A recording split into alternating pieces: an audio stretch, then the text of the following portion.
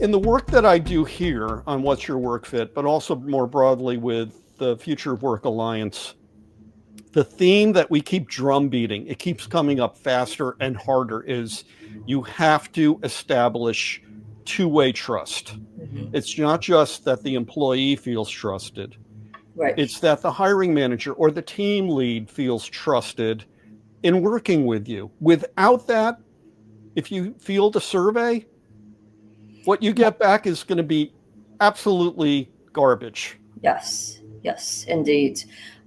Yes, and of course, there are lots of survey experts will tell you, yes, I can totally tell if people are lying. There are different ways to test that. Sure, sure. But if someone really wants to not tell you the truth, they'll find a way to do that. And here's where I'll bring up AI as well, okay? Because traditionally, it takes companies such a long time to do surveys, and they don't have, even with AI understanding text and comments and data, it still takes a long time. Ultimately, this is a slower way of getting data. There is now a much faster way to get in real-time data through things like wearables. Right. So, or even looking at collaboration patterns, right? Your emails, your chat, your meetings, all of that are data points that doesn't require employees to tell you things, but is already gathered by the systems. And that can be a lot more telling and when you combine the two, when you combine the what employees say and what they actually do, right? So if you ask them a question about burnout, right? Let's say your question is something like, I have energy after work to do things I love.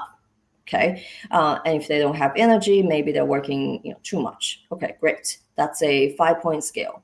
But Mm-hmm. then you notice that as you look at their work patterns, they are logging on at 9 p.m., 11 p.m. Right. constantly because they're working with a colleague in a different time zone. Right. Now, you also know because you talk to your employees, you know that they are a caretaker, so they have responsibilities. Now you think to yourself, without data analytics, how sustainable is this? Mm. Can this person do it for an extended period of time? At what point is breaking point? So then when you have all of this at scale, right, you can start to see patterns of, hey, this particular team works after hours, after business hours a lot, and this one does not as much. And then you look at their survey results. Do you see a difference in things like burnout and things like trust, psychological safety, performance, and all of it? Do you see a difference? That will tell you what really matters. Because yes, we can all work late once in a while. We can all put on a smile all the time, even if we wanted to, sure. But at some point, your body breaks.